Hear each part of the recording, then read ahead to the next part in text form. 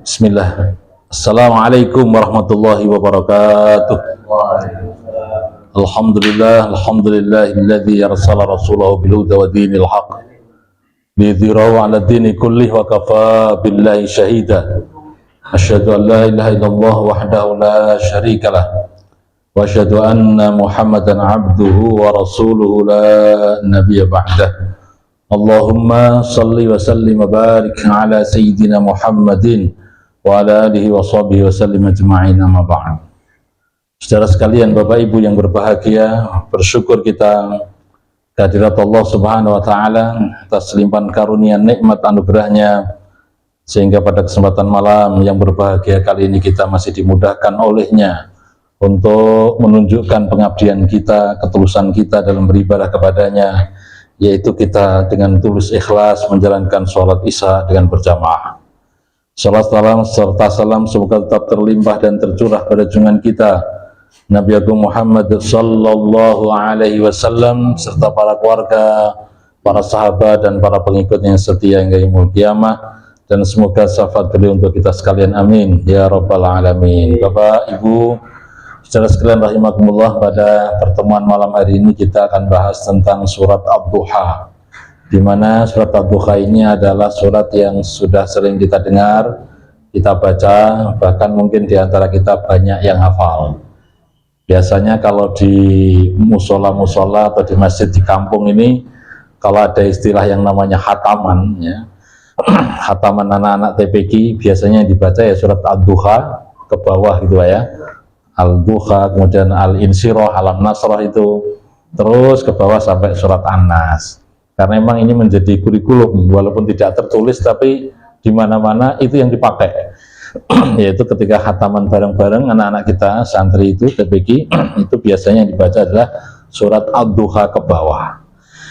Baik, oleh karena itu hadirin rahimakumullah, karena kebanyakan kita insya Allah hafal, ya, mari kita baca bareng-bareng ya, supaya kita sekaligus berzikir. Jadi afdhalul dzikri yaitu qiraatul Quran, yaitu sebaik-baik zikir itu adalah membaca Al-Quran. Termasuk orang yang baru belajar Quran itu juga dikatakan berzikir juga. Jadi ketika kita membaca Al-Quran masih terbata-bata, masih latihan ya, masih mungkin banyak yang salah gitu ya, tetap dikatakan itu afdhalul dzikr. Jadi sebaik-baik zikir, sebaik-baik ingat kepada Allah, yaitu dengan membaca Al-Quran. Baik, hadirin rahimakumullah, mari kita baca sama-sama supaya kita hafal kembali. Oke, ta'awud dulu ya. A'udzu billahi minasyaitonir rajim. Bismillahirrahmanirrahim. Wadduha wal laili idza saja. Ma wadda'aka rabbuka wa ma qala. Walal akhiratu khairun laka minal ula. Walasawfa yu'tika rabbuka fatarda. Alam yajidka yatiman fa'awa. Wa wajadaka dhallan fahada. Wa wajadaka 'ailan fa'aghna. Fa'ammal yatima fala taqhar. Wa ammas sa'ila fala tanhar. Wa amma bi ni'mati rabbika fahaddits. Gitu ya. Jadi fatis pendek. Kalau kita nggak perhatian, saking enaknya di lagu, disnya dipanjangkan, itu salah. Misalnya wa amma bi ni'mati rabbika fahaddits, dipanjangkan tidak boleh ya, itu pendek. Coba kita baca bareng-bareng lagi ya, Wadduha ya. Bismillahirrahmanirrahim. Wadduha wal laili idza saja. Ma wadda'aka rabbuka wa ma qala. Walal akhiratu khairul laka minal ula. Walasawfa yu'tika rabbuka fatarda. Alam yajidka yatiman fa'awa. Wa wajadaka dhallan fahada. Wa wajadaka 'ailan fa'aghna. Wa ammal yatima fala taqhar wa ammas sa'ila fala tanhar wa amma bi ni'mati rabbika fahaddits. Ya, jadi yang menjadi perhatian adalah misalnya bacaan panjang bollan fahada. Jadi itu namanya apa? Mad lazim kilmi musaqqal. Jadi panjangnya 6 harokat. Seperti kita baca Al-Fatihah itu waladdallin kan gitu ya. Nah, nanti yang benar kayak gini pasti yang ahli Quran. Siapa ini Pak Ustaz Anas itu yang imam itu sebenarnya. Yang imami as-sofat Pak Anas. Ini yang hafid Quran ya. Saya pun butuh ngaji kalau masalah itu. Cara bacanya kadang masih salah saya. Baik teman-teman sekalian berbahagia, Bapak Ibu yang berbahagia, kita perhatikan surat Ad-Duha. Ini adalah surat di mana Allah bersumpah. Jadi Allah bersumpah dengan makhluknya. Menurut catatan Bapak Quraisy, Pak ahli tafsir dari Indonesia ini, beliau mengatakan bahwa kalau Allah Subhanahu wa Ta'ala bersumpah dengan makhluknya, itu adalah merupakan makhluk yang istimewa. Artinya butuh perhatian khususnya, bahwa itu adalah ada hikmah di balik sumpah yang Allah ucapkan di dalam ayat tersebut. Ya, itu Pak Quraisy juga merujuk kepada pendapat ahli tafsir yang dari Mesir itu, Ustaz Syekh Mahmud Saltuk. Jadi artinya adalah bahwa ketika Allah bersumpah dengan makhluknya, ya, wadduha itu artinya kan demi waktu duha. Ya, itu berarti sungguh istimewa makhluk tersebut kan begitu. Termasuk begitu banyaknya sumpah-sumpah Allah, yaitu yang dengan makhluknya itu. Misalnya apa? Wasyamsi wadduhaha, misalnya wal qamari idza talaha wan nahari idza jala. Itu semua sumpah Allah. Jadi kalau Allah bersumpah dengan makhluknya, maka berarti kita harus diperhatikan tentang makna pentingnya makhluk tersebut. Seperti al-asr, diwawali dari apa itu? Wal asri, demi masa, demi waktu. Ya, innal insana lafi khusrin illa. Itu maknanya juga penting yang harus kita perhatikan. Insya Allah nanti kita kaji. Tapi pada malam hari ini kita adalah bahas tentang wadduha, yaitu demi waktu duha. Bapak sekalian yang saya hormati, kalau kita baca tafsirnya, yaitu aqsamallahu biwaqtid duha. Allah Subhanahu wa Ta'ala bersumpah dengan waktu duha. Ya, kalau menurut makna duha itu, kalau yang sudah kita kenalkan mulai dari apa namanya, matahari sepenggalah itu matahari sekitar 1 tombak kalau kita lihat dari sini misalnya ke arah timur itu Pak ya, itu 1 tombak itu saya diperkirakan sekitar jam berapa kira-kira Pak? Ya 6:30 mungkin ya, jam 7-an itu waktu duha sampai jelang zuhur. Nah itu namanya waktu duha. Tapi di dalam tafsir ini dikatakan yang dimaksud duha di sini karena lanjutannya adalah wal laili gitu kan. Maka wal muradu bihi an-naharu kulluhu. Jadi yang dimaksud dengan ad-duha di sini menurut tafsir Al-Muyassar adalah sehari keseluruhan. Ya, 1 hari penuh itu dikatakan ad-duha makna di dalam ayat ini. Artinya karena disangkut pautkan dengan ayat berikutnya. Ayat berikutnya kan wal laili ya, dan demi malam. Jadi kemudian oleh ahli tafsir yang di sini dikatakan yang dimaksud duha wal muradu bihi an-naharu kulluhu, yaitu hari sepenuhnya gitu kan, dari pagi sampai sore, itu namanya waktu duha. Tapi yang jelas menurut kebiasaan kita waktu duha itu ya sejak matahari naik 1 tombak sepenggalah tadi itu sampai jelang zuhur. Makanya kalau kita praktek sholat duha gitu Pak ya, sholat duha itu waktunya ya dari tadi itu setelah waktu syuruk kemudian naik sedikit begitu, kemudian sampai jelang zuhur. Kalau sudah waktu zuhur tiba, maka tidak ada duha lagi kan gitu ya. Kalau kita misalnya sholat zuhur itu kan tidak dilihat dari jam 12-nya kan enggak. Waktu zuhur itu kan naik turun tuh Pak, kadang-kala setengah 12 atau kadang-kala jam 12 kurang 25 ya, 12 kurang 20 sudah waktu zuhur. Ya, tergantung bagaimana peredaran bumi ini mengelilingi apa? Matahari, kan beda-beda. Nah, jadi intinya adalah waktu duha kalau kita kenal dalam terutama praktek sholat duha, itu dari waktu duha yang pagi itu sampai jelang zuhur. Kalau sudah waktunya zuhur masuk, maka sudah tidak bisa menjalankan sholat namanya sholat duha. Kalau kita kenal sholat duha itu manfaat fadilahnya apa Pak? Ya, kalau kita diajari Pak Yai kita ini ngajinya duha itu supaya memudahkan apa?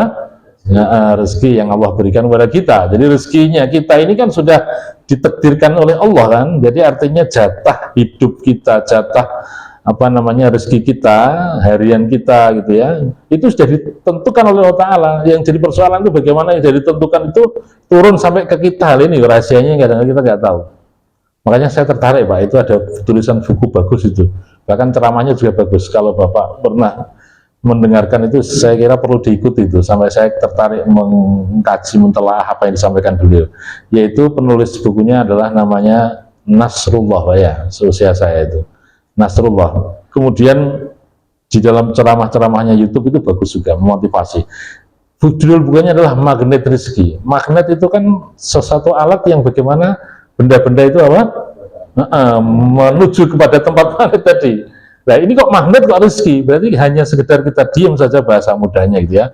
Artinya rezeki itu berdatangan menuju ke kita. Nah itu bagus Pak konsepnya. Saya kira ini perlu dibaca gitu ya. Kemudian kita telah. Saya ini baru baca itu, baru tak pahami juga. Ayat-ayat yang disampaikan beliau juga sangat tepat sekali dalam hal memotivasi kita, terutama dalam menangkap rezeki yang Allah siapkan untuk kita. Jadi yang namanya rezeki itu memang sudah dicatah. Nih cara istilah orang Jawa mengatakan wis dipondo-pondo gitu. Wis bagiane di. Nulis waktu tiba ke kita, jatuh kita, itu sudah jatuh lagi kita gitu ya.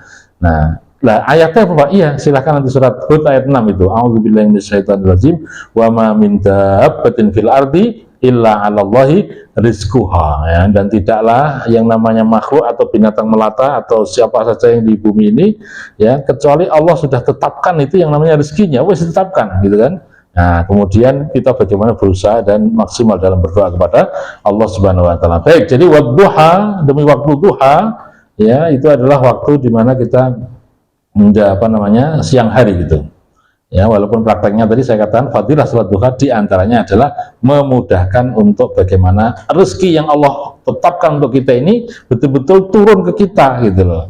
Jadi yang jadi masalah itu sudah ditetapkan ke kita tapi nggak turun ke kita ya, butuh pelicin nih, cara bahasa mudahnya itu butuh olinya rezeki itu. Nah, caranya bagaimana? Dekatlah kita kepada Allah, baiklah kita kepada sama manusia. Konsepnya begitu Pak ya. Jadi kita ini supaya sukses dunia akhirat, baik kepada Allah, baik kepada sesama manusia. Suatu ketika saya dengarkan ceramahnya Pak Anwar Zaid itu. Pak Yaya siapa? Anwar Zaid. Apa itu? Ternyata beliau mengibaratkan seluruh perintahnya Allah ini ya, awalnya juga diawali hablum minallah, akhirnya diakhiri dengan hablu minan nas. Contohnya Pak, sholat Pak. Sholat itu kan awali dengan takbiratul ihram. Apa bunyinya? Allahu Akbar. Akhirnya apa Pak? Assalamualaikum warahmatullahi wabarakatuh. Jadi hablu minallah itu memuji Allah, Allahu Akbar. Kemudian Assalamualaikum warahmatullahi wabarakatuh, kanan ya, kemudian kiri. Itu artinya adalah kita harus baik dengan sama manusia. Nah, puasa misalnya, puasa itu hablum minallah. Tapi kemudian akhir endingnya sebelum Idul Fitri ternyata ada kewajiban bayar apa? Zakat. Itu hablum minan nas. Jadi artinya konsepnya itu. Makanya kalau kesimpulan, kalau saya ditanya itu bagaimana konsepnya dalam hidup ini untuk menyederhanakan persoalan hidup di dunia, yaitu baiklah kita ini kepada Allah, baik pula kepada sama manusia. Jangan sergap ibadah ya, apik sama Gusti Allah, ning ndak baik sama sesama manusia, itu tidak benar juga. Jadi konsep suksesnya baik kepada Allah ditandai dengan baiknya kepada sesama manusia. Ini konsep. Nah, kita kembali kepada ayat ini. Wadduha wal murad bihi, maksud daripada ad-duha di sini adalah an-naharu kullu, yaitu seharian penuh. Wa bil laili idza sakana bil khalqi washtadda dzulamu. Ya, jadi yang dimaksud wabil laili itu adalah idza sakana bil khalqi, yaitu ketika suasana tenang, nyaman, enak, bil khalqi, yaitu dengan ciptaan Allah ini. Wastadzulamuhu, yaitu ketika sudah mulai pekat yang namanya malamnya itu. Nah, itu namanya walail. Al-lail itu artinya sebenarnya malam, tapi jenis tafsir itu dimaknai agak panjang gitu. Jadi wabil laili itu artinya adalah idza sakana bil khalqi, yaitu apabila makhluk di bumi ini kemudian merasa nyaman, tenang, adem gitu kan, karena sudah malam ya. Wastadzulamuhu, yaitu ketika sudah pekat, sudah sangat betul yang namanya malamnya itu tadi, gelapnya itu, gelap gulitanya itu. Nah, itu namanya al-lail, yaitu malam. Jadi Allah bersumpah an-nahar, yaitu siang ya, atau duha tadi. Allah bersumpah pula dengan al-lail, yaitu malam. Nah, jadi ini artinya adalah kita sebagai orang yang beriman, kalau dalam bahasa tafsir Al-Quraisyah tadi dikatakan berarti harus perhatian betul tentang ayat yang dipakai atau makhluk Allah yang dipakai sumpah oleh Allah Subhanahu wa taala. Jadi pentingnya siang hari, pentingnya malam hari. Kalau dalam ayat yang lain dikatakan siang untuk bekerja, berusaha ya. Kalau malam untuk istirahat, itu ya. Itu ayatnya apa? Surat An-Naba itu ya. Jadi artinya yang namanya siang itu untuk bekerja, malam untuk istirahat. Itu konsep sunatullahnya begitu. Walaupun zaman sekarang modern ya kadang kebalikannya Pak ya. Karena kerjanya pasti malam, hari siangnya tidur. Kalau shift-shiftan ya sama aja lah ya. Tapi intinya konsep awalnya secara fitrah sunatullah itu adalah siang hari dipakai untuk apa? Bekerja, yang malam hari untuk istirahat ya. Jadi ini konsepnya begitu. Makanya kalau kok dibalik kan ada di misalnya shift yang malam gitu ya. Kemudian saya yakin kalau terus-menerus nggak kuat itu karena nggak sesuai dengan apa? Sunatullah gitu kan. Nggak sesuai dengan kalau kerjanya malam terus nggak pernah siang itu nggak kuat. Oleh karena itu kalau dalam istilah pekerjaan saya lihat ada shift itu benar. Jadi artinya kalau pas malam mungkin seminggu ini minggu depan siang gitu ya. Jadi itu nggak apa-apa boleh. Tapi kalau misalnya terus-menerus malam terus itu menurut saya tidak sesuai dengan sunnah dan itu membahayakan fisik. Artinya apa? Membuat fisik kita apa? Lemah, membuat fisik kita tidak kuat. Karena suasana malam, saya lihat kalau kita bekerja di malam hari, suasana gimana Pak? Gampang capek Pak ya. Malam hari kalau bekerja itu apa? Gampang capek. Semalam suntuknya nggak kuat itu. Baik Bapak saya hormati, jadi inilah pentingnya waktu duha, demi waktu duha, walaili idza saja dan demi malam di saat sudah mulai gelap gulita, gitu kan? Baik, ayat berikutnya wayaqsimu Allahu bima yasha'u min makhluqatihi. Jadi Allah bersumpah dengan apa yang dikehendakinya yaitu dari makhluknya. Amal makhluk fala yajuzu lahu ayyaqsimu bi ghairi khaliqihi. Ya, jadi tidak boleh ini makhluk. Kalau Allah bersumpah dengan makhluknya itu boleh ya. Tapi kalau manusia bersumpah ya dengan nama selain Allah itu tidak boleh. Jadi kalau misalnya dalam sebuah pengadilan kemudian disumpah itu mesti ucapannya apa? Demi Allah, ya Pak ya. Bahasa Arabnya apa? Wallahi kan begitu ya. Kita nggak boleh mengatakan demi orang tua kita misalnya, demi Bapak Presiden. Nah, tidak boleh. Tapi kita harus mengatakan demi Allah. Itu kalau sumpahnya manusia ya dalam hal menguatkan pendapatnya itu bersumpahnya adalah dengan atas nama Allah. Kalau selain Allah itu nggak boleh ya. Tapi kalau Allah Subhanahu wa taala bersumpah dengan kalimat makhluknya itu boleh gitu kan. Makanya di sini dikatakan wa yuqsimullahu bima yasha'u min makhluqatihi amal makhluk fala yajuzu lahu ayyuqsimu bi ghairil khaliqihi. Jadi kalau Allah bersumpah ya sesuai dengan dikehendaki tentang makhluknya itu boleh. Tapi kalau manusia ya menguatkan pendapatnya kemudian bersumpah bi ghairi khaliq sesuai selain kepada Allah gitu ya, itu nggak boleh. Nah, fa innal qasama bi ghairi la syirik. Ya, jadi kalau bersumpah kepada selain Allah, bersumpah dengan kalimat selain Allah, maka syirkun termasuk syirik. Ma tarakaka ayyuhan nabi rabbuka. Jadi maknanya adalah ini ayat yang berikutnya ini. Ma wadda'aka rabbuka wa ma qala. Ma wadda'aka tidaklah meninggalkanmu ya Muhammad. Rabbuka Tuhanmu wa ma qala dan Allah tidak membencimu. Jadi dalam riwayat Pak asbabun nuzulnya kenapa ayat ini kok turun. Jadi suatu ketika Nabi Muhammad itu istilahnya tertinggal dalam menjalankan sholat lail Pak. Ingat konsep sholat lail. Sholat lail itu bahasa lainnya apa? Sholat tahajud. Jadi kalau kita umat Muhammad sholat tahajud hukumnya apa? Sunnah ya. Tapi kalau Rasulullah Pak wajib Pak. Gitu Pak ya. Beratnya Rasulullah itu begitu. Jadi Rasul itu sholat tahajud wajib hukumnya. Nah, tapi kalau kita lihat dalam catatan sejarah memang awal-awal Islam dulu ya dalam periode Mekah ternyata para sahabat juga wajib juga Pak. Sebelum ada perintah apa? 5 waktu itu saya pernah baca itu dalam catatan sejarah. Jadi sebelum perintah sholat 5 waktu itu sholat tahajud pun wajib para sahabat gitu kan. Perintah sholat 5 waktu itu kapan Pak? Setelah peristiwa apa? Isra Mi'raj. Kita lihat Isra Mi'raj itu tahun berapa? itu tahun 10 dari kenabian. Jadi Nabi Muhammad umur 40 tahun diangkat jadi Rasul, kemudian 10 tahun berikutnya yaitu umur 50 tahun itu baru ada peristiwa Isra Mi'raj. Ya, berarti ketika 10 tahun itu kan sudah ada sahabat Rasul ini, sudah pada pengikutnya Rasul, walaupun saat itu masih minoritas, dakwahnya masih sembunyi gitu kan. Tapi ternyata apa sih yang diwajibkan sholat pada saat itu? Kalau saya baca ternyata sholat layl itu saat itu masih wajib gitu kan. Nah, setelah ada perintah 5 waktu yaitu Isra Mi'raj tadi, maka sholatnya tidak wajib lagi sholat layl, tapi Rasulullah khususnya itu wajib. Suatu ketika sampai 2 malam Rasul itu nggak jalankan sholat tahajud. Nah, kemudian disitulah dikatakan oleh orang musyrik bahwa Nabi Muhammad ini istilahnya ditinggalkan ya oleh Tuhannya gitu kan, ditinggalkan oleh Allah Subhanahu wa taala. Ini riwayat yang pertama. Riwayat yang kedua yaitu ada seorang wanita yang ngejek kepada Rasulullah, wanita musyrik maksudnya ya. Itu karena lama saat itu wahyu nggak turun, Pak. Jadi sebelum Ad-Duha ini turun, itu sebelumnya itu lama sekali, yaitu malaikat Jibril nggak turun untuk memberikan ayat-ayat Al-Quran kepada Rasulullah. Sehingga ada seorang wanita musyrik itu kemudian ngecek bahwa temannya Muhammad ini sudah nggak datang lagi, sudah benci lagi gitu kan, sudah benci kepada Muhammad gitu kan. Nah, Nabi Muhammad saat itu ya namanya juga mulai rasa rindu ya, kita ketemu dengan malaikat Jibril tidak menurunkan ayatnya ya, maka saat itu dari apa yang dirasakan oleh Kanjeng Rasul, maka Allah turunkan ayat ini, Pak ya, ayat ini. Maka ayat ini menjelaskan ma wadda'aka rabbuka wa ma qala ya, tidaklah meninggalkanmu ya Muhammad.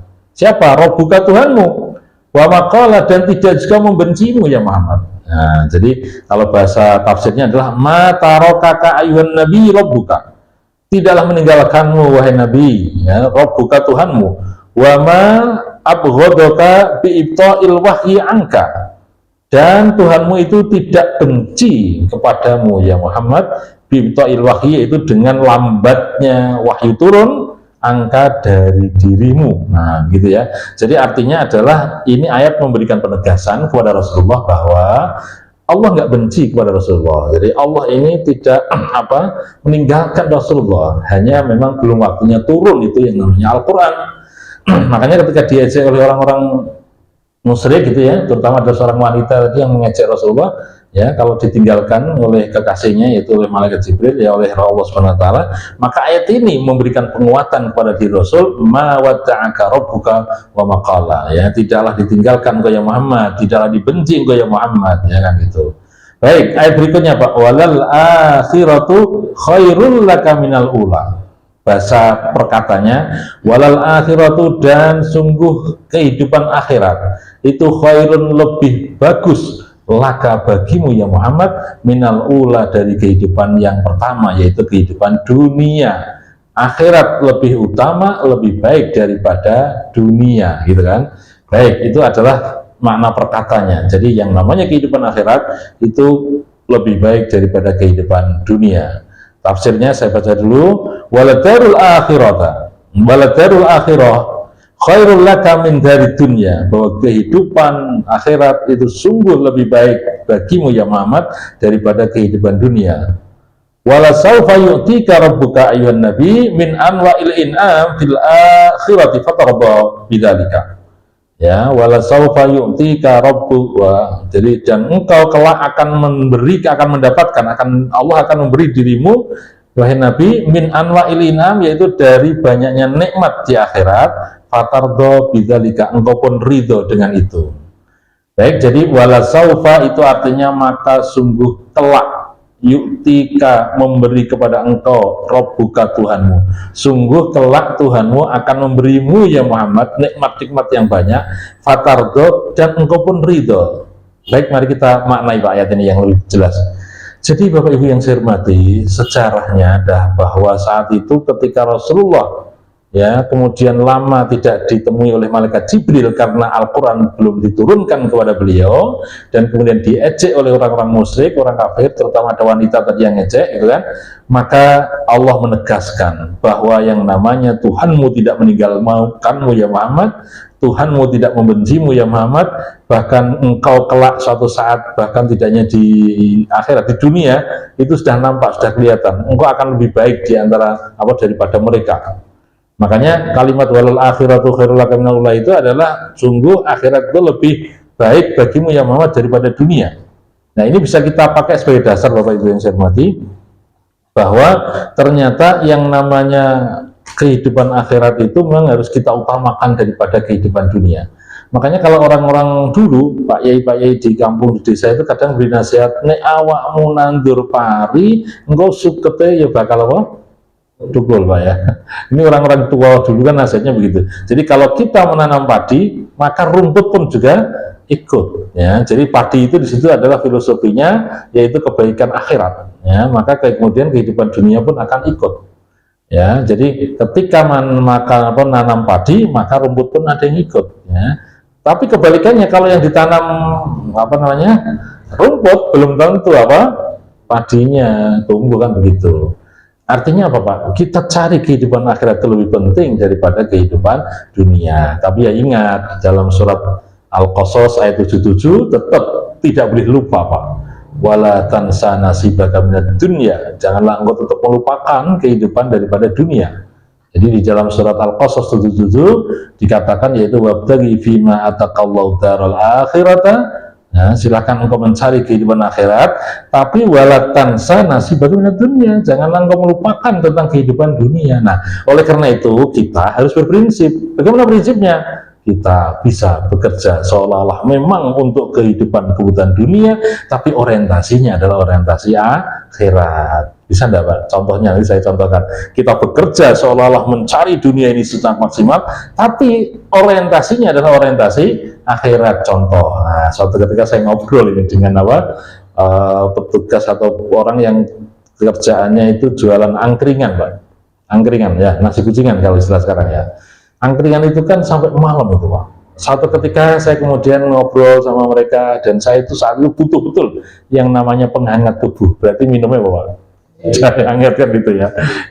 Apakah saya katakan kepada mereka, Mas, itu sampai luar biasa ini. Kalau ketika buka angkringan ini, itu niatnya tidak hanya sekedar memburu harta atau memburu rupiah yang engkau dapatkan, tapi akan bermakna akhirat apabila Duh Gusti kula niki sadeyan teng dalu ngeten niki supados kula saged nulung ya sinten kemawon ingkang tumbas wonten ing dalu menika. Seperti sekarang nih Mas, saya ini butuh yang namanya penghangat tubuh, dan butuhnya adalah jadi kalau engkau niati jualan ini adalah nulung saya gitu kan, supaya saya jadi hangat tubuh saya, jenengan termasuk ibadah. Artinya apa?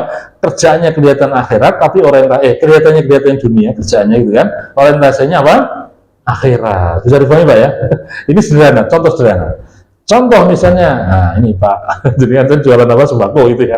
Jadi jualannya adalah memang kelihatannya orientasi dunia kelihatannya, ya kan begitu. Tapi bermakna akhirat. Caranya bagaimana? Yaitu niatlah dalam hati ini dalam rangka untuk memudahkan, ya, bagi kaum muslimin atau siapa saja yang membutuhkan, yaitu bagaimana untuk mendapatkan yang dibutuhkannya, yaitu yang namanya beras dan seterusnya. Sama dengan orang yang jualan itu loh, misalnya buah-buahan itu ya. Ada buah kadang-kadang ada yang keliling tuh Pak, sampai ke kita itu gitu ya. Nah, kelihatannya orientasi duniawi ya, berarti bagaimana supaya mendapatkan rupiah setelah kita menjual ya. Tapi kalau niatnya adalah dalam rangka memudahkan, ya, bagaimana supaya orang yang tidak sempat untuk keluar ke pasar, tidak sempat untuk keluar ke toko buah, gitu ya, kemudian dimudahkan supaya bisa mendapatkannya, sehingga saya harus datang kepadanya. Nah, ini namanya adalah seolah-olah kehidupan dunia yang dikerjakan, tapi orientasinya adalah akhirat. Ini penting Pak ya, penting sekali. Termasuk dengan misalnya kerjanya di kantor ya, memang kelihatannya orang nampak kelihatannya adalah bekerja duniawi ya orientasinya kelihatannya, tapi niat kita dalam hati adalah bagaimana kita ini mencukupi keluarga, bagaimana kita mencukupi istri, anak, biaya sekolah dan seterusnya. Ini semuanya ibadah gitu loh. Nah, ini maksud saya katakan walal akhiratu khairul lak minal ula, bahwa kehidupan akhirat itu lebih baik, lebih utama daripada kehidupan dunia. Ya, jadi mari kita orientasikan yang mana seolah-olah dunia, yaitu bahwa kita niatnya adalah niat akhirat. Makna yang tersirat di dalam ayat ini itu seperti itu kalau kita praktekkan dalam kehidupan sehari. Tapi untuk Rasulullah, Bapak Ibu yang saya hormati, karena ini adalah ayat sebenarnya khusus untuk Rasulullah, yaitu Rasulullah itu diingatkan oleh Allah Subhanahu wa taala bahwa Nabi ini akan mendapatkan kemuliaan kelak di akhirat. Salah satu kemuliaannya adalah diberi apapun yang diminta oleh Allah Subhanahu wa taala.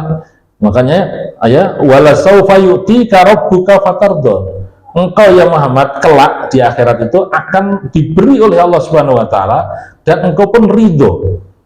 Jadi Allah memberikan apa saja gitu ya, dan Allah Rasul ridho. Ternyata Pak, saya baca tafsirnya itu yang dimaksud dengan ridho di sini.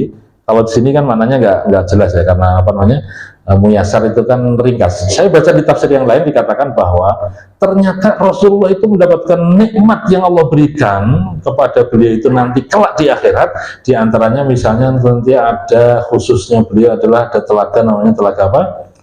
Al-Kautsar Pak, ya, telaga Kautsar. Makanya makna inna a'toina kal Kautsar, sungguhnya aku yang Muhammad telah memberi kepada engkau yaitu Al-Kautsar. Itu telaga Kautsar, telaga yang khusus diberikan kepada Rasulullah SAW dan umatnya beliau. Jadi kalau umatnya diizinkan oleh Rasulullah, maka ketika minum telaga Kautsar ini nikmat betul Pak, yang namanya kehidupan di surga. Nah, tapi ternyata lebih penting lagi Pak, kalimat fatardho, dan engkau ridho ya Muhammad. Ternyata Pak, ridhonya Rasulullah atas pemberian dari Allah Ta'ala itu, yaitu memberikan syafaat kepada seluruh umatnya Nabi Muhammad SAW supaya semuanya masuk surga. Itu loh Pak. Jadi luar biasa apa yang dilakukan oleh Nabi kita ini, bahwa beliau betul-betul memberikan perhatian kepada umatnya. Makanya wajar ketika jelang wafatnya beliau itu, gitu kan, itu kan menangis itu, sedih itu.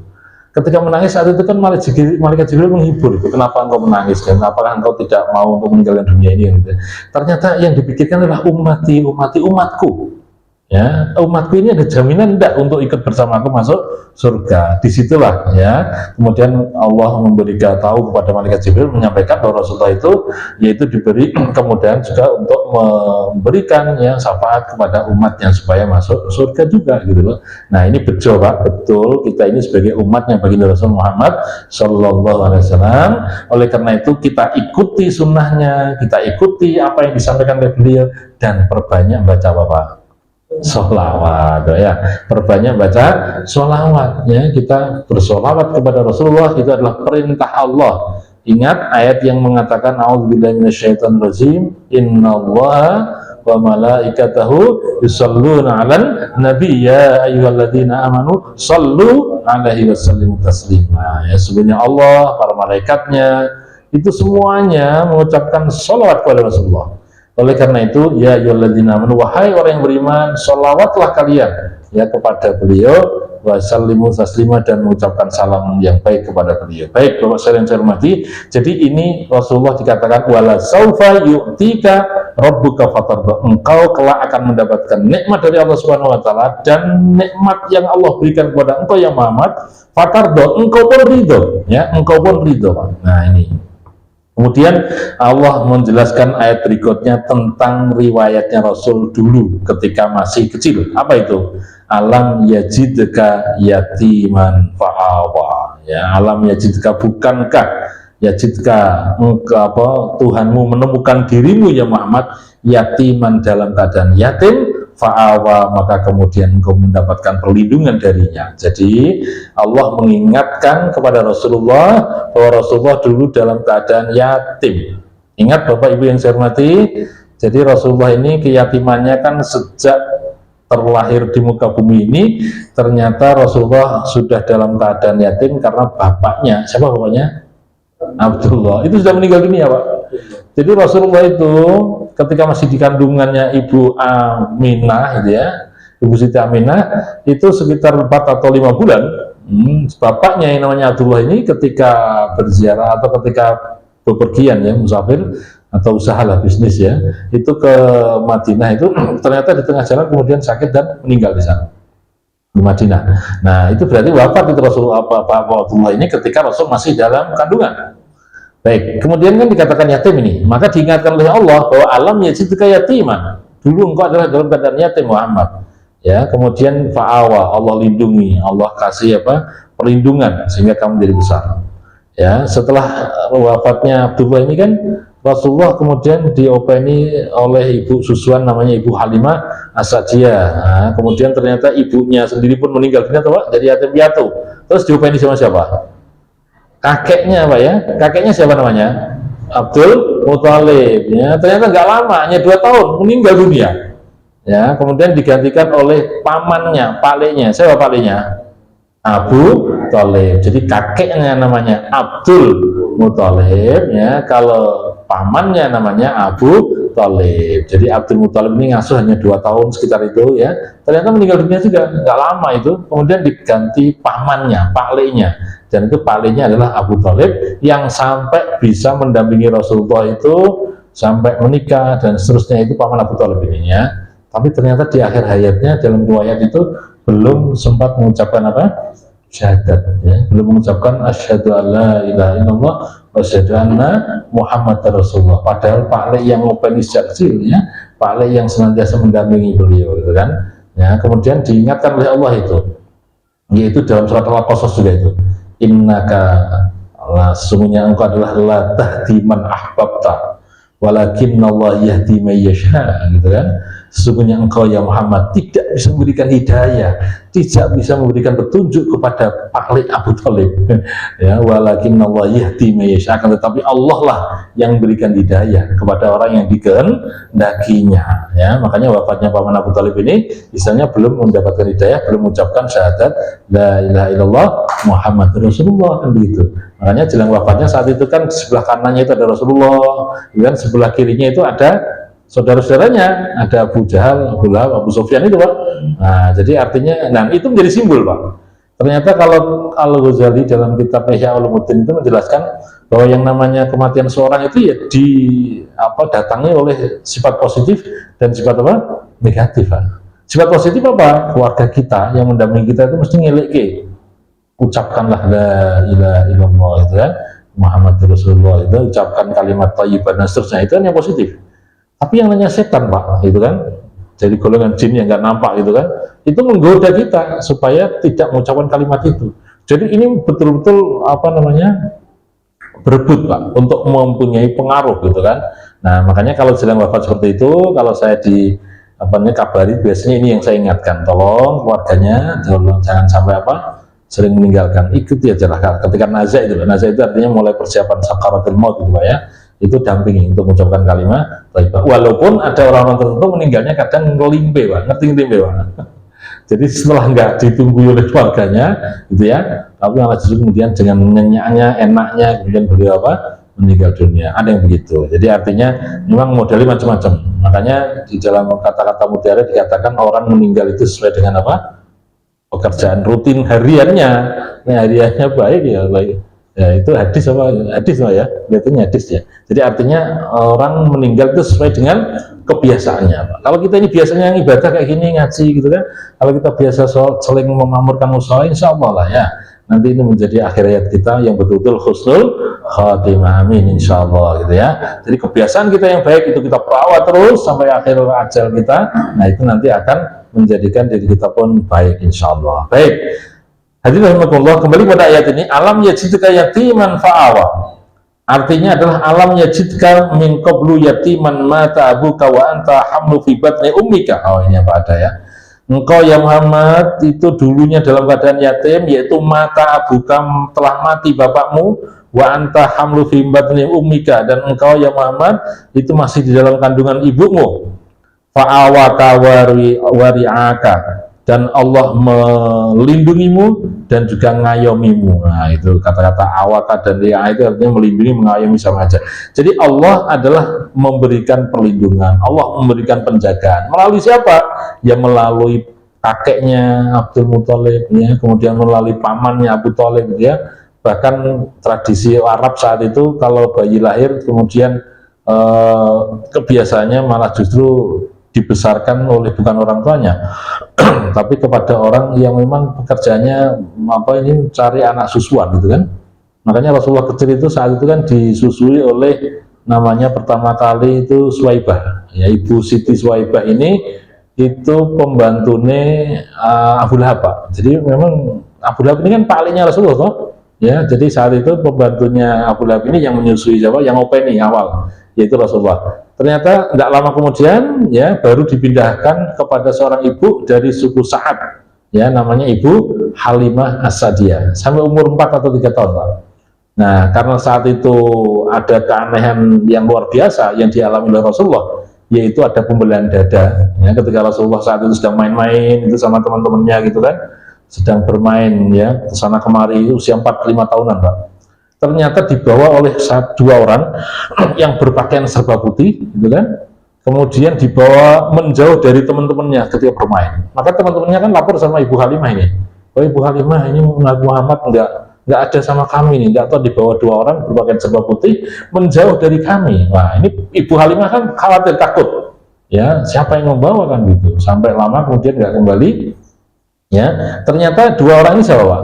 Malaikat Pak. Rasulullah kecil saat itu dibawa ke sekitar Masjidil Haram, yaitu di dekat sumur Zam-Zam ya, kemudian dibelah dadanya Pak. Nah, ini Rasulullah itu dibelah dadanya 2 kali, ketika umur 4 atau 5 tahun tadi, dan yang kedua adalah ketika jelang apa? Isra dan Mi'raj ya, sudah saya sampaikan itu. Jadi 2 kali, ketika umur 4-5 tahun itu dibelah dadanya juga oleh malaikat. Jadi operasi langsung, Pak, operasi yang melakukan malaikat ya, bukan dokter ini, langsung dioperasi gitu kan, dibersihkan itu Pak hatinya, kemudian ditunjukkan oleh Rasulullah, ini kotoran hatimu sudah dibersihkan semuanya, dicuci oleh apa dengan sumur Zam-Zam tadi ya, kemudian dikembalikan lagi, namanya malaikat atas izin Allah cepat sekali Pak ya, langsung sembuh lagi. Nah kemudian Rasulullah kecil ini menuju kepada Ibu Halimah gitu kan, pulang. Nah disitulah Ibu Halimah itu kemudian malah ketakutan kalau anak ini seperti itu, tahu-tahu hilang lagi gitu ya. Walaupun Ibu Halimah merasakan keberkahan Pak, keberkahan ketika Rasul berada di sekitar Ibu Halimah. Apa itu? Jadi saat itu Rasulullah ini kan hadir di lingkungan Ibu Halimah, yang mana Ibu Halimah ini kan mempunyai ternak Pak, tapi ternaknya saat itu kurus-kurus. Tapi ketika Rasulullah ada di situ masih kecil loh ya, itu ternaknya bisa gemuk-gemuk Pak. Ya, susu kambingnya pun, kalau di Arab itu kan kambing susunya bisa diminum Pak ya. Jadi susu kambingnya pun itu bisa dikonsumsi dengan baik dan menyehatkan ketika Rasul ada di sana. Kemudian tanaman rumputnya ya, tanaman yang ditanam oleh siapa? Ibu Halimah ini pun kan di pegunungan. Itu ternyata juga kelihatan subur, ya hijau royo gitu kan. Nah, itu keberkahan hadirnya Rasulullah itu dirasakan oleh keluarga Ibu Halimah. Tapi ketika umur 4-5 tahun tadi Pak, karena sempat hilang itu, ini membuat pikiran Ibu Halimah nggak nyaman, nggak enak. Sehingga akhirnya pun ketika umur 5 tahun itu diberikan lagi, dikembalikan kepada Ibu Aminah. Ya, disampaikan kalau ini, wahai Ibu Aminah, Muhammad saya kembalikan kepada engkau ya. Saya khawatir ya kalau nanti istilahnya bersama dengan saya hilang, atau bahkan ada sesuatu yang saya tidak nyangka-nyangka, saya nggak mau itu kan.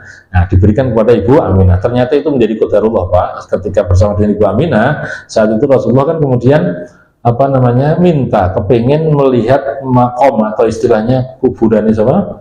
Bapaknya kan, padahal di kota mana tadi? Madinah, di Yasrib saat itu Pak ya, di kota Yasrib. Sehingga Ibu Aminah pun mengiyakan, ya baik Muhammad, ayo kita ke makom atau istilah ke kuburan ayahmu ya, yaitu Abdullah. Nah, ditemani oleh Ummu Aiman. Ummu Aiman itu pembantunya Ibu Siti Aminah gitu kan. Tapi setelah sampai sana, setelah ziarah dan balik lagi ke Mekah, itulah Ibu Aminah itu sakit Pak, di kampung desa namanya Abwa, di pertengahan antara Madinah atau Yasrib sama Mekah. Di tengah-tengahnya itu ada dusun namanya Abwa. Disitulah Ibu Aminah itu meninggal dunia Pak. Nah, sehingga Rasulullah saat itu kemudian dibawa oleh pembantunya namanya Ummu Aiman tadi. Ummu Aiman kemudian membawa Rasulullah kecil dari desa Abwa tadi menuju ke Mekah. Diserahkan kepada siapa tadi? Kakeknya. Siapa kakeknya? Kakek Abdul Muthalib. Nah, inilah dikatakan ayat ini bahwa alam yajidka yatiman fa'awa. Dulu engkau ya Muhammad itu adalah dalam keadaan yatim, fa'awa, maka kemudian dilindungi oleh Allah, diayomi oleh Allah, dipelihara oleh Allah Subhanahu wa taala. Ya, maka di sini dikatakan yaitu min qablu yatiman mata abuka wa anta hamlu fi batni ummika. Engkau dulu adalah yatim karena bapakmu sudah meninggal, pada saat itu engkau ya Muhammad masih di perut ibumu. Fa'awaka wa liya'aka, maka Allah ya bukankah mengayomi engkau ya, istilahnya memeliharamu gitu ya. Kemudian ayat berikutnya wa wajadaka dhalan fahada. Wa wajadaka, dan engkau Allah menemukan dirimu ya Muhammad itu dolan, dalam keadaan dolan. Dolan itu artinya kalau aslinya adalah sesat, tapi di sini diartikan bingung. Dolan saat itu engkau ya Muhammad nggak ngerti apa-apa. Fahada, kemudian Allah kasih petunjuk. Jadi Allah memberikan petunjuk kepada Rasulullah yang saat itu Rasul itu nggak ngerti apa-apa. Makanya dalam sejarah itu dikatakan Nabi Muhammad adalah seorang yang ummi. Apa artinya ummi, Pak? Ummi itu artinya nggak bisa baca, nggak bisa nulis. Ya, memang istilahnya itulah Rasulullah. Ya, tapi ternyata di dalam sirahnya Dr. Ramadan Al-Buti, jadi ada kitab tafsir sejarah, Pak, bagus. Saya sangat senang sekali itu, Sirah Nabawiyah, yaitu karya Dr. Muhammad Ramadan Al-Buti. Ya, kalau Bapak sempat beli itu nanti, itu apa namanya, beliau baru meninggal kemarin aja itu, ketika peperangan dia di Suriah, ya. Jadi perang saudara di Suriah itu, ketika beliau ceramah atau ngimami ceramah di masjid gitu kan, ternyata perang saudara itu ada bom yang masuk ke masjid tadi dan meninggal wafat. Ya, sehingga wafatnya beliau itu betul-betul merasa kehilangan sedunia umat Islam ini, ya, bahkan ketika prosesi pemakamannya itu betul-betul dihadiri oleh ribuan orang, banyak orang. Itu Ramadan Al-Buti. Beliau ternyata menulis dalam kitabnya itu tentang rahasia kenapa Rasulullah itu kok ummi, gitu kan. Salah satu hikmahnya adalah supaya yang namanya orang nggak senang dengan Muhammad, orang yang nggak senang dengan Islam, itu tahu persis bahwa Al-Quran yang dibawa oleh Rasul itu bukan karyanya beliau. Hikmahnya adalah supaya orang ngerti bahwa Al-Quran itu datangnya dari siapa? Allah Subhanahu Wa Taala, bukan karyanya Nabi Muhammad. Coba kalau Nabi Muhammad pinter, kalau Nabi Muhammad bisa baca, mesti ada karya-karya ilmiah yang sebelum Al-Quran. Yang pernah saya sampaikan, sebelum Masehi saja, itu para filosof Yunani itu kan terkenal sekali, Pak, ya. Ada yang namanya siapa? Aristoteles, siapa lagi? Plato, Socrates. Itu kan karya-karyanya sangat monumental, fenomenal itu ya. Sangat ketahui oleh banyak orang-orang pintar itu, orang jenius kan gitu ya. Nah, dan itu Rasulullah belum lahir saat itu kan. Nah, makanya diumikan oleh Allah Subhanahu Wa Taala itu supaya orang tahu persis bahwa Quran itu bukan karya Muhammad, ya. Quran itu datanya dari Allah Subhanahu Wa Taala. Baik, maka di sini ayat mengatakan wa wajadaka dhalan. Dulu engkau ini nggak tahu apa-apa ya Muhammad. Ya, fahada, maka Allah kemudian memberikan hidayah. Allah memberikan petunjuk sehingga engkau ini ngerti tentang sesuatu baik dan buruk dan lain sebagainya. Makanya dalam tafsir dikatakan di sini bahwa wa wajadaka la tadri mal kitab walal iman. Allah menemukan dirimu ya Muhammad, engkau ini adalah la tadri mal kitab, nggak ngerti itu apa itu kitab, ya. Walal iman, dan nggak ngerti itu yang namanya iman, itu nggak ngerti ya Muhammad. Engkau ini adalah orang yang nggak tahu apa-apa. Jadi memang Rasulullah itu memang seperti itu, ya, bukan orang yang pintar baca dan tidak orang pintar nulis, nggak bisa apa-apa. Maka di sini dikatakan engkau adalah la tadri mal kitab, nggak ngerti apa itu kitab Quran itu maksudnya. Kemudian walal iman, juga nggak ngerti masalah keimanan, nggak ngerti. Tapi fa'allamaka malam takun ta'lam. Allah ngajari engkau ya Muhammad malam takun ta'lam, ya apa-apa yang tidak kamu ketahui.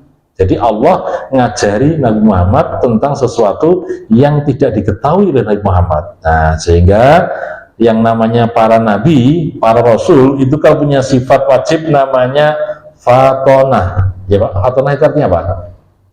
Cerdas. Sifatnya Nabi dan Rasul, Pak, itu 4. Coba kita lihat. Makanya ini menjadi filosofi calon pemimpin itu diantaranya yang 4 ini, Pak. Coba kita perhatikan. Ini bicara masalah kepemimpinan misalnya. Kalau kepemimpinan yang baik itu ya ikutilah sifatnya para Nabi dan Rasul. Yang pertama, ternyata para Nabi itu punya sifat yaitu yang namanya sidik. Apa itu sidik? Iya, jujur dan percaya gitu ya. Jujur itu namanya pemimpin harus begitu, Pak. Gitu ya. Kemudian yang kedua, seorang pemimpin itu harus punya sifat namanya fatonah tadi itu, Pak. Fatonah itu artinya cerdas, ya. Kemudian seorang pemimpin itu harus punya sifat tabligh. Tabligh itu apa artinya? Menyampaikan, Pak, ya. Menyampaikan yang betul-betul harus disampaikan gitu ya. Nah, dan yang keempat amanah, gitu kan, dapat dipercayalah. 4 sifat yang dimiliki para nabi dan rasul itu menjadi kriteria pemimpin yang baik itu ya di sini Pak ya. Makanya kalau ditanya, saya lihat para tokoh nasional itu kriteria kepemimpinan nasional itu kayak apa? Biasanya jadi rusukan itu Pak ya. Dapat dipercaya, orangnya cerdas, ya, kemudian menyampaikan amanah itu, kemudian amanah itu dapat dipercaya. Nah, Rasul, semua Nabi dan Rasul punya sifat namanya fatonah. Apa tadi artinya? Cerdas. Nabi Muhammad pun walaupun dalam sejarah dikatakan ummi, yaitu orang yang nggak bisa baca bisa tulis, tapi beliau tetap punya sifat yaitu karakter cerdas, gitu kan? Makanya dengan kecerdasan beliau itu kemudian bisa memahami apa itu iman, apa itu kitab. Padahal dulu nggak ngerti. Ya, makanya ayatnya dalam tafsir dikatakan dulu engkau ya Muhammad itu adalah la tadri mal iman wal kitab. Jadi nggak ngerti kamu itu yang namanya apa itu iman dan apa itu kitab. Kemudian Allah memberikan petunjuk. Ya, fa'allamaka ma lam takun ta'lam. Kemudian Allah mengajari kepada engkau ya Muhammad terhadap apa-apa yang tidak kamu ketahui. Baik, ayat berikutnya Pak. Kemudian wa wajadaka 'ailan fa'aghna. Nah, kemudian Allah telah menemukan kepada engkau ya Muhammad, dulunya engkau ini ailan. Ailan itu artinya adalah istilahnya tidak berkecukupan atau istilahnya kekurangan. Fa'aghna, maka kemudian Allah cukupkan, Allah kayakan. Jadi fasaqo, jadi wa wajadaka faqiran. Ailan itu sama dengan fakir Pak. Wa wajadaka, Allah menemukan dirimu ya Muhammad faqiran, dalam keadaan fakir. Fasaqo ilaika rizqaka, ya, rizqaka. Jadi maka Allah kemudian membimbing, Allah mengarahkan, Allah menuntun ya kepada engkau ya Muhammad, yaitu rezekimu. Jadi dulu Rasulullah dalam keadaan tidak mampu atau istilahnya fakir, kemudian Allah cukupkan itu kebutuhannya. Kenapa dikatakan fakir? Iya, karena saat itu Rasulullah kan dalam keadaan yatim. Ya, putranya namanya Bapak Abdullah ini, Rasulullah kan tidak meninggalkan kekayaan yang banyak. Tapi yang kaya raya atau istilahnya yang menjadi kepala suku, istilahnya di kota suku Quraisy itu siapa? Kakeknya Pak, kakeknya yang kaya raya. Kakek Abdul Muthalib itu, ya Pak, termasuk dikatakan kepala suku dari suku Quraisy, sehingga turun temurun dari jalur Nabi Ismail sampai kakek Abdul Muthalib ini yang megang kunci apa? Ka'bah. Otomatis yang menguasai sumur apa? Zam-Zam ya kakek Abdul Muthalib ini, sehingga orang terhormat Pak ya, kakek Abdul Muthalib terhormat. Nah, cuma Rasulullah ini kan cucunya, artinya dari dari bapaknya namanya Abdullah ini ternyata istilah dikatakan di sini adalah ailan, dalam keadaan fakir gitu ya, tidak mampu. Fa'aghna, maka Allah kayakan. Ya, makanya di sini dikatakan dalam tafsirnya itu wa wajadaka faqiran, ya, fasaqa ilaika rizqaka. Dulu keadaan fakir kau yang Muhammad, kemudian dibimbing oleh Allah jadikan kaya, dicukupkan kekayaan. Wa aghna nafsuka bil qanaah wa sabr. Dan Allah mencukupkan dalam dirimu ya Muhammad bil qanaah wa sabr, yaitu dengan terima, ya. Qanaah itu artinya terima impandum, wa sabr dan sabri dan sabar. Jadi Rasulullah kemudian ya setelah diajari oleh Allah ya, karena tadi adalah dikatakan tidak tahu apa-apa, dididik Allah, dikasih petunjuk oleh Allah, dibimbing oleh Allah bagaimana baik dan buruk, bagaimana berbuat yang menjadikan beliau baik dunia dan akhirat ya, itu dibimbing oleh Allah. Maka diingatkan oleh Allah dalam ayat ini bahwa Nabi Muhammad dulu juga dalam keadaan fakir, dalam keadaan nggak mampu. Kemudian Allah bimbing, kasih rezeki sama oleh Allah ya, terutama adalah mempunyai sifat yang namanya qanaah. Qanaah tadi artinya apa Pak? Terima impandum ya. Qanaah atau dan sifat sabar. Jadi sifat qanaah itu angel Pak, berat ya, tapi harus kita miliki. Menerima impandum itu artinya apa? Apapun yang Allah berikan kepada kita berupa rezeki yang ada itu, itulah yang terbaik ya. Maka kita pun kemudian untuk mencukupkan ya Allah apa yang kita terima itu tentang kebutuhan hidup kita gitu Pak ya. Baik. Nah, berikutnya ayatnya adalah dikatakan wa wajadaka ailan faghna fa ammal yatim. Oleh karena itu fa ammal yatima fala taqhar. Fa ammal yatima, maka adapun orang yang yatim, fala taqhar, janganlah engkau hardik, janganlah engkau bentak gitu ya. Jadi orang yang kadang yatim itu jangan engkau bentak. Nah, ayatnya apa tafsirnya coba? Fa ammal yatima fala tusi'u mu'amalatuhu. Apapun kepada orang yatim, falatusiu, janganlah engkau bersikap jelek ya, muamalatuka bergaul, janganlah engkau bergaul dengan anak yatim itu dengan sifat yang jelek.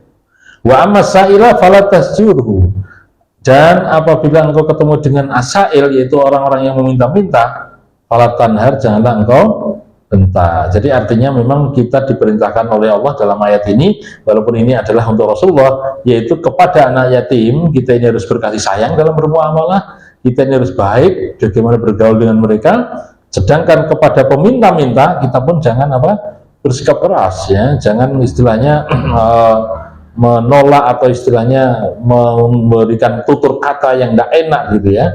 Karena boleh jadi Pak, kalau nek wong tua mbiyen ngajari nek ana wong minta wong njaluk ning sekitarmu aja nanti ditolak. Kalau misalnya ditolak ya dengan yang halus kan gitu ya, jangan disakiti. Karena boleh jadi peminta-peminta itu siapa?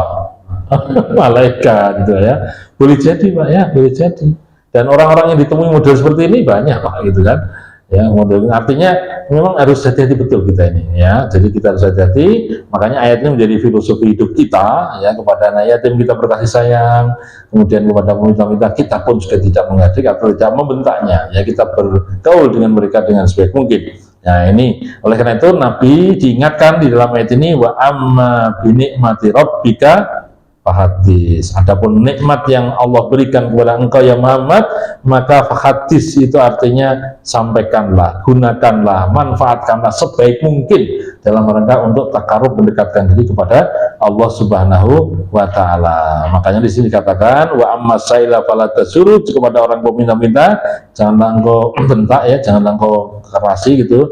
Bal atimhu, justru engkau harus memberi makannya. Kemudian waqdi hajatahu, penuhilah hajatnya. Wa amma bi nikmati rabbika, yaitu adapun nikmat dari Tuhanmu, allati asbahuha alaika fatahadis, yang telah tersampaikan, tersalurkan kepada engkau ya Muhammad, maka fatahadis biha, ya sampaikanlah atau ucapkanlah kepada lainnya. Jadi artinya Bapak Ibu yang saya hormati, ketika mendapatkan nikmat anugerah dari Allah Subhanahu wa taala, maka kemudian kita bisa menyampaikannya. Maka kita praktekkan dalam kehidupan sehari-hari. Biasanya orang yang mendapatkan nikmat kemudian ada istilah apa? Syukuran ya, syukuran manten lah, syukuran khitaran, syukuran apa. Itu dalam rangka untuk wa amma bi nikmati rabbika fahadis gitu kan. Ketika kemudian mendapatkan pekerjaan atau naik pangkat dan seterusnya, biasanya kan orang yang kampung itu selamatan, amin amin doa. Kalau di daerah saya itu masih ada di Gedawang itu. Jadi kalau ada nikmat iso tuku motor misalnya begitu ya, itu kadang-kadang buat tumpengan Pak di musola kayak gini, kemudian makan bareng-bareng gitu kan, atau mungkin anaknya diterima di mana buat tumpengan lagi. Jadi di kampung itu seperti itu. Itu tradisinya.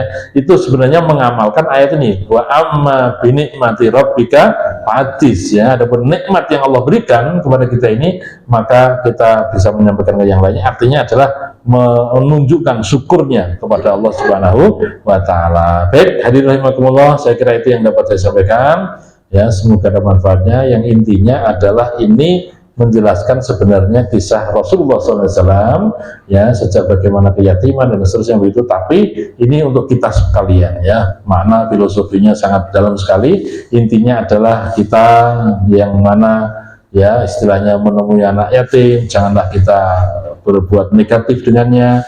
Ketika mengetahui ada orang peminta-minta gitu ya, tetap kita berusaha untuk yang terbaik untuknya dan lain sebagainya. Insya Allah ini menjadi akhlak dari Rasulullah dan harus kita lakukan ya. Ini nanti akan dilanjut Pak, yaitu surat Al-Insyirah ya. Nanti insya Allah kita bahas di minggu depan ya. Jadi artinya yang wadduha itu adalah nikmat fisik gitu kan. Nanti surat Al-Nasrah itu sifat yang sifatnya batinnya. Insya Allah kita kaji di pertemuan yang akan datang ya. Demikian yang dapat saya sampaikan. Semoga ada manfaatnya. Kalau ada pertanyaan silakan ya. Yang penting kita tutup dulu. Alhamdulillahirobbilalamin. Assalamualaikum warahmatullahi wabarakatuh. Baik, silakan Pak. Kalau ada pertanyaan atau mungkin tambahan silakan.